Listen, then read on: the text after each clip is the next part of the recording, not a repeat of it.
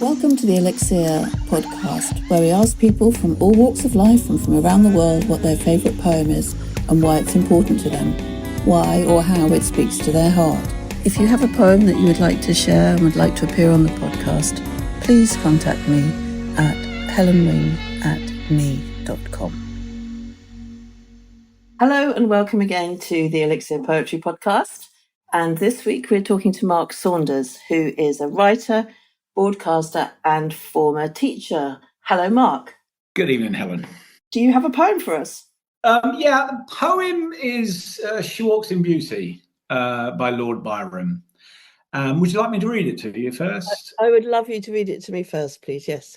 Okay, I'll read it to you first. Okay, She Walks in Beauty by Lord Byron. She walks in beauty like the night of cloudless climes and starry skies, and all its best of dark and bright meet in her aspect and her eyes. Thus mellowed to that tender light, which heaven to gaudy day denies.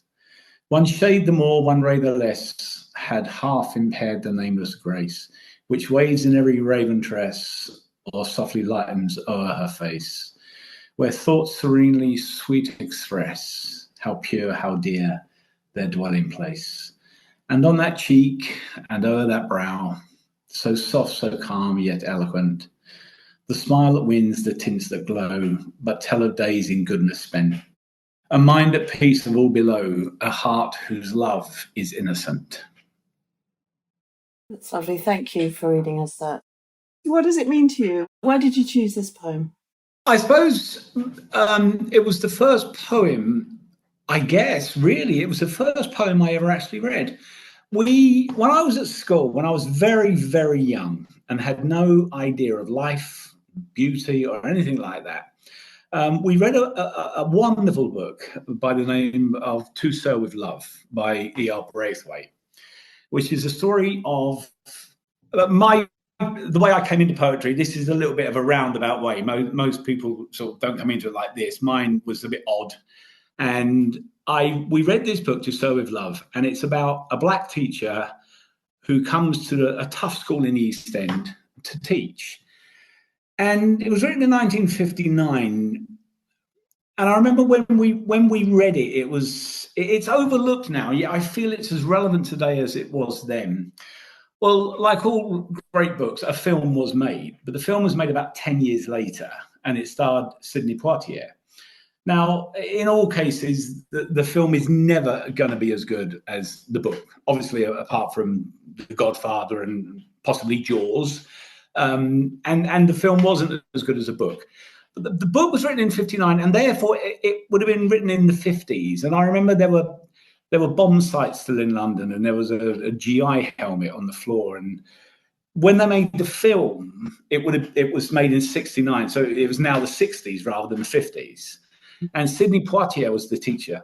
And he came out with this line in the film that isn't in the book. And he said to the boys, he said, "You wear your hair like the Beatles." But the Beatles were only emulating the 19th century poets of the Romantic movement. Mm-hmm. And it was a throwaway line, but it fascinated me. And I went to the library to explore this fascination. And in those days, they were real librarians. They were the real thing. They knew everything about books. And I spoke to the lady who is the Romantic movement included Byron. And I mentioned his name to her only because it was the only one I could remember. And I think I must have heard of him before. I think he keep the bear in his room at Cambridge or something. I knew him. He was a bit of a dashing young blade around town, and that was kind of the image I had of him. And I guess it was sufficiently out of the ordinary, the request, for her to take me to the poetry section and show me the works of Byron. And I read She Walks in Beauty there in the library, and I read it in a purely one-dimensional way. I read it as I saw a very, very beautiful woman, but I had no concept of what a beautiful woman was. To anybody of my age, beauty, the Friday morning after Debbie Harry's first appearance on Top of the Pops, that was a very exciting period in my life, because it was the first time we'd actually seen a beautiful woman who was brand new to us, and we weren't being told this is what beauty is. But I was still of an age where beauty was superficial, where I had no concept of inner beauty or anything like that. And yet still I was fascinated by, I think it's because there's no lust in the poem. Yes, it's simply someone looking from a distance, isn't it? Yeah, and it made me aware of beauty being all around us. And then, of course, as I grew up, I didn't see the poem for some time. But when I was teaching English at a grammar school, and it wasn't on the curriculum, it was a bonus lesson. And I had to do She Walks in Beauty. And I read it. It was on a PowerPoint, but I suddenly saw it so differently. It was one of the great philosophers, that was Aristotle, I think. He said, beauty is the finest letter of introduction. And by now I was old enough to realize that quote, that is nonsense. It simply isn't true. Of the beautiful women I've known, the ones with a personality, with an inner beauty, are the beautiful ones. And when I reread the poem, I remember this line, nameless grace, and it was the idea of a perfection that cannot be described in words. I remember the first time I set eyes on my wife, I remember thinking of, she had an effortless beauty. And when I say effortless beauty, I mean like the ballet or the writing of Somerset Maugham, where you don't need to sort of say, wow, that's beautiful. You just know. And that when that is coupled with inner beauty, it cannot be described. It absolutely cannot be described. So I love the idea of Byron. Basically, not. I mean, the great wordsmith, not having the words to describe how beautiful this woman was. But it was actually written about his cousin, Anne Beatrix Wilmot, which is such a splendid name, and we just don't have them anymore. Names like that. And I wondered why he hadn't sort of met her before. How did this happen? Was it that she had just sort of grown up? And then there's the beautiful line about the night. I always find, if I can just read this one to you here, which heaven to gaudy day denies. Now, I've always found the word gaudy a very clumsy word. I never thought it could be used with beauty, but I guess he's talking about the star, not the twinkle of the stars on their own, but the darkness of the sky. Meaning the two factors, the inner and the outer. I mean, I think that's one of the surprising things about this poem, is the way that he's trying to encapsulate the whole of reality. It's almost Manichean, because I guess traditionally we think of darkness as obviously something mysterious, but often something negative, something that contains bad things, and if we think in sort of religious history, holy history, we see goodness and beauty always defined as light, some sort of sublime heavenly light. But he brings these two things together in this poem, doesn't he? And he's trying to encapsulate the whole of reality by this, if you like, glance at this incredibly lovely girl. And the naturalness of that, and how that is part of nature, and how she appears to be unaware of her presence and the effect she has on people. Yeah, I suppose that is probably the most beautiful people are the people who don't realize they're beautiful, but that doesn't mean conventionally beautiful as society dictates. What I love about that line about the sky is I always think that the darkness behind the stars is not subtext. It's actually part of the stars. That the beauty comes not from the stars, but from the darkness behind it. And the ugliest thing you'll ever see is Vegas in daylight. It's a horrible sight. But if you see it at night, it's just beautiful. So I loved that line, and finally that beautiful line: a heart whose love is innocent. which just for me conjures up so many images. And it's just such a great line, a heart whose love is innocent. And as I say, I suppose because there's no lust involved in this, it's just a very, very beautiful poem, which, as I say, when I was very, very young, I saw it in one way, but now I see it completely differently. And I was very pleased to say that the kids I was teaching it to, they certainly engaged in the poem. And I think one of the good things about the younger generation today is that it's not all about conventional beauty, it's about inner beauty. Because when I read this, I had no idea of what inner beauty was. I didn't understand the concept of inner beauty, or even what beauty is. If I was to ask the question of myself, what is the most beautiful thing I've ever seen in my life, it would actually be a church in the west of Ireland, which, thinking of Byron's words, it took my breath away how beautiful it was. So I don't think beauty is just about a person or how somebody looks. It's more than that. It's the world we live in and the way we look at it. And I think it's really wonderful if people can retain a sense of marveling, if you like, at reality. Everything's so fast these days. Everything's so. It seems to me that we don't take a chance to just stop and just look at beauty, which is all around us.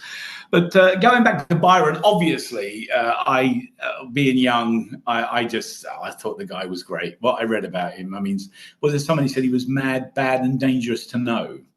And he had makes it very attractive to all the women folk. Yeah, but it was such a fascinating life. I mean, he had that he was your typical undergraduate at Trinity, and the travels in Italy and Switzerland and the Far East, and then to end up tragically, almost romantically, you could say, dying in the Greek War of Independence. I just don't think we have characters like that. Well, there'll never be characters like that ever again, I don't think. And I'm very, very glad that I discovered him at such an early age, because he's basically been there through so many years now. That's really wonderful. And did that make you did you take up the habit of reading poetry after you did that? No, I didn't. I took up the habit of reading books.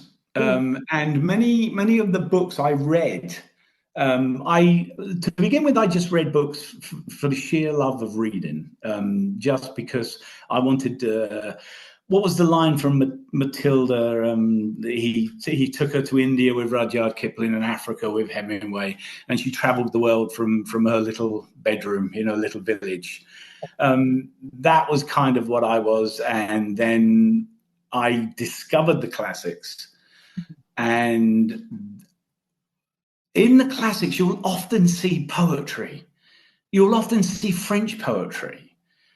And it's written in French, because in those days people used to learn and read poetry.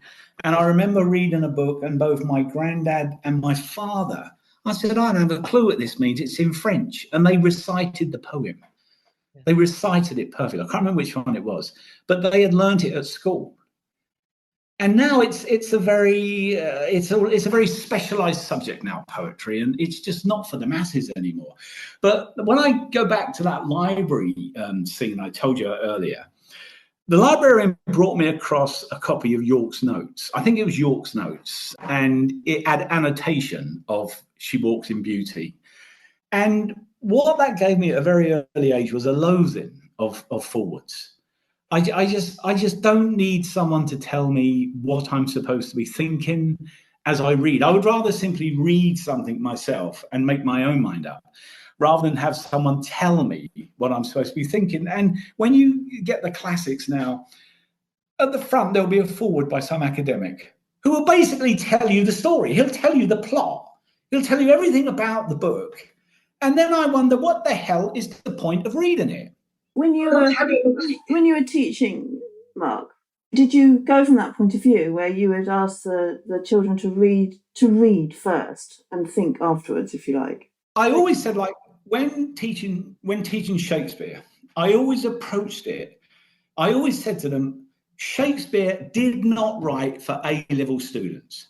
Shakespeare wrote for barely literate peasants. people who went to see his plays because he was the Spielberg of his day, and they were very, very good. He had all of the plots. I said, now, when you read Shakespeare, you are not reading some sort of elitist version of English. You're reading English as it was said then. It's no different to in 500 years' time, however education is taught in 500 years' time, they will be reading out stuff that we have written today, and they probably won't understand it. Certainly, the language that Shakespeare wrote in, I do admit sometimes it does, you do need an explanation. But there was a wonderful version of Romeo and Juliet that was done in Milan back in, it was in the late 70s. And it was, rather than it being, the feuding families were AC Milan and Inter Milan, which are the two football teams from Milan. And the audience went to see it, and they dressed in football garb, and they took their scarves, and they took their flags, and they sang their songs. And when each family came on, they would cheer. And I think somebody even let a flare off. And that is closer to how Shakespeare would have been viewed in the 15th, 16th centuries than it is today. Yeah. That's how they would have seen it. The witches of Macbeth would have terrified the audience because they would have believed in witches in those days. Yeah. So even though they would probably have booed and hissed when the witches come on, they would have been very guarded and hoping that witches didn't look at them. So that's how I try to teach Shakespeare, to say that first of all, you have to enjoy it. The plays are brilliant. They're highly, highly entertaining. Once you get into the subjectivity of Shakespeare, I just think all of the fun goes. If you want to see Lady Macbeth as an evil, ambitious woman behind a good man, or an empowered woman behind a weak man, it's really up to you. It's how you see it. It's not up to someone to tell you how you're supposed to be seeing it. And I of what I know of poetry, which is nowhere near as much as of the books I read, I always feel the same way. I want to read it to enjoy it, not for someone to tell me how I'm supposed to be enjoying it. I think there's more poetry around these days than perhaps we're aware, because it manifests in different ways. I mean, Instagram is full of young poets speaking their poetry. And also the younger generation's access to, if you like, the poetic mode is very much through music and lyrical ballads and so on.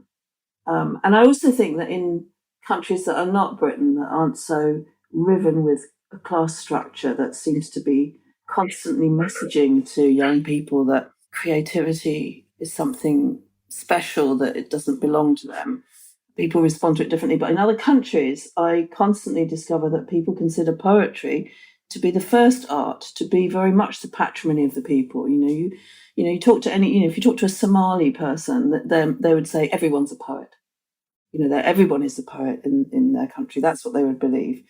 And I discovered also when I lived in Spain, all creativity seemed to be very much to do with what they used to call patrioterismo. You would, in your region, in your district, you would be incredibly proud of any type of cultural product that came out of your small town. And people really felt that it didn't belong to the artist, it belonged to them. And therefore they would arrange their festivals and performances around something that they took ownership of. And I do think that Britain is strange in this way. We section off parts of our arts to certain audiences. It's a bit like it's becoming a bit like opera. How now only actually pretty rich people go to opera. Unless you're in Hull, whereas I think you can still go to Opera North for less than a tenner. But ordinary people in the street wouldn't think to go to the opera because it'd be automatically out of their reach. And I don't want poetry to feel like that to people. And it's really nice to see a younger generation of people like Caleb Femi coming through, who very much speaks to people across the board, but particularly aiming his words and his understandings at people like him, boys brought up in Tottenham, who have not been wealthy and are not necessarily really highly educated, although he does appear to be. He seems to be incredibly articulate. But I think Britain is odd like that, And I do think it's strange, like if you go over to Ireland, you have the reverse. Again, in Ireland, everyone is a poet. The way they talk, everybody is engaged in the way they use language. Yeah, it's funny because you mentioned earlier on the grotesque class structure of England, which I kind of thought was dying out a bit now, but it does still seem the elitism of culture does deprive people like me of the opera and of the theatre, because you always feel that. I don't know, you feel like you don't belong because you've never really been encouraged to do it. I know of someone who wanted more than anything else to go and see Shakespeare, and he finally persuaded, he was very young, he persuaded his mum. His mum had no idea. She'd never been to a theatre in her life. And she was absolutely humiliated by a man saying, I think the bingo hall's down the road, love. And to me, that just about sums up so much that's wrong with the way we approach culture. And do you know how many young girls watch the movie Pretty Woman, love the movie Pretty Woman? I mean, let's put aside the obvious concerns with the story plot. And there is a wonderful scene of the opera in that movie. And how many young people I know have said to me, "Sir, what is that opera in Pretty Woman?" Yeah. And I tell them, and I invariably I will then play them, something off YouTube from it.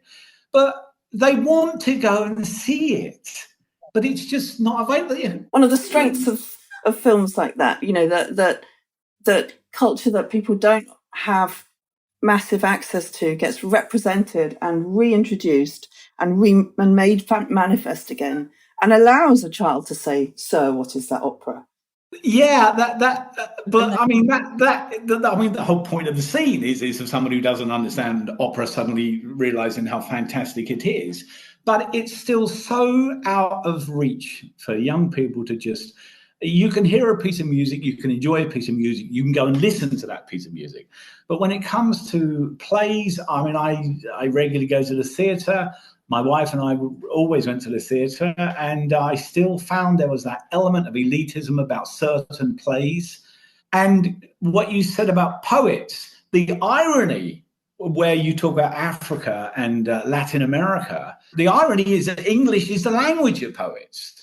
I mean, French may be the language of love, and Italian may be the language of angels, but English is the language of poets.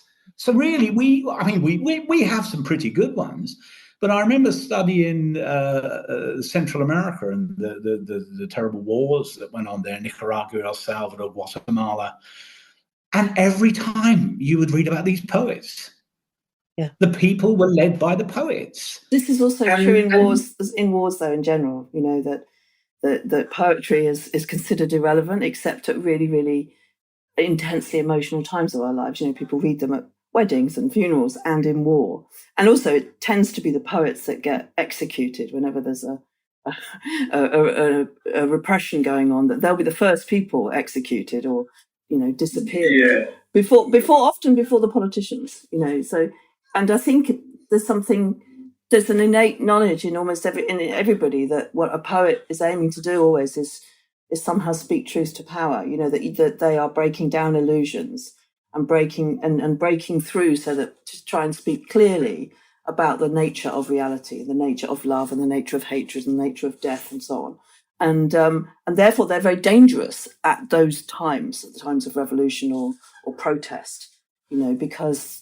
Like that lovely Iranian boy that was put into jail, he's been let out now, who just who wrote a lovely rap song, and the Iranian authorities just threw him into jail. And luckily, because there was a global protest, he was released. But his only crime was writing a lovely song. He hadn't thrown any bricks at anyone or shot anyone. No, but you could go right the way back to the invention of the printing press and how the church tried to oppress it, because they realized that the written word, how dangerous the written word is to a dictator. If you look at mankind's darkest hours, the Holocaust, somehow they managed to get poetry out. A very sad poem I read from Nicaragua under the tyrannical regime of Somoza. Somebody in prison said, the only line I remember is, when miniskirts came to Managua, I never got to see those girls because I was in prison. And it's so terribly sad, especially when you think probably what happened to that person. And yeah, as you say, the oppression of the poets, it's always the first thing. It's the written word. And it's what makes the written word so precious. And fortunately, a lot of it does survive and continues to inspire. I'm thinking of the First World War poets, just absolutely brilliant work that we still use today. And I guess you must have, when you speak to people on this show, people must talk about If by Rudyard Kipling all the time. Yeah, if you did another one, you could do that one. Yes, it's true. No one's done it yet. No one's done that yet. No one's done that one yet. So maybe you should come back and do If next time. So yeah, what I find about talking to people about a poem that they love is how often, like as you described, there's been one poem that has somehow punctuated their life. You know, so you had it when you were a child. You're just discovering literature. It came back to your mind when you met your wife, and then you brought it into the classroom and spread it. So it's lovely to see that a poem can, as I say, somehow punctuate and, as you say, transform its significance for you over time. And I do think that is the strength of a poem, that almost every time you read it, there's something new, you know, that we come to it in different moments, and it somehow transforms according to the moment we're in. I love that idea about a good poem does that. Yeah, I wonder why song lyrics don't have the same. I mean, it doesn't seem to work with song lyrics, does it? I mean, which is a type of poetry, but some, like this poem, "She Walks in Beauty." I don't think it will ever leave. I don't think it'll ever leave me because of the circumstances in which I first read it, and the way it just sort of seems to stay there. And I love it when I speak to someone and they say, when they mention it, and I always sort of say, and I basically go through everything I've just been speaking to you about for the last half an hour. So it's a great conversation piece. Mark, I have loved listening to your feelings about this poem, and I wonder whether you would now read it again for our readers so that they can hear it in the context that you've given it. Yeah, I would really like to do that. I really want to do that, actually. She walks in beauty. She walks in beauty like the night of cloudless climes and starry skies, and all its best of dark and bright meet in her aspect and her eyes, thus mellowed to that tender light which heaven to gaudy day denies. One shade the more, one ray the less, had half impaired the nameless grace, which waves in every raven tress, or softly lightens o'er her face, where thoughts serenely sweet express how pure, how dear their dwelling place. And on that cheek, and o'er that brow, so soft, so calm, yet eloquent, the smiles that win, the tints that glow, but tell of days in goodness spent, a mind at peace of all below, a heart whose love is innocent.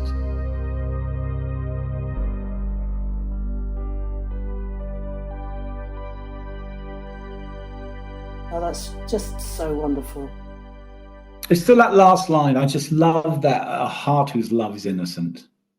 Yeah, and the fact that, as you say, even though it's not about physical attraction, that girl has clearly inspired love in the poet, you know, as well. Really lovely. But not lust. No.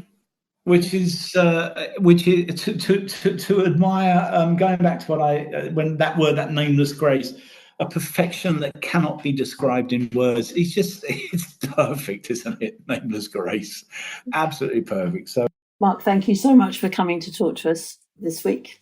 Thank you, Helen. I'd love to see you again. If you're a regular listener and are enjoying the podcast, it would mean the world to me if you could hit the follow button on your podcast app. And if you have a moment, leave a review and a 5-star rating. Remember, you can find the poems that feature in each episode on my website, helenwing.com. If you'd like to support the production costs of our Elixir Poetry podcast, please feel free to buy me a coffee. Thanks for listening.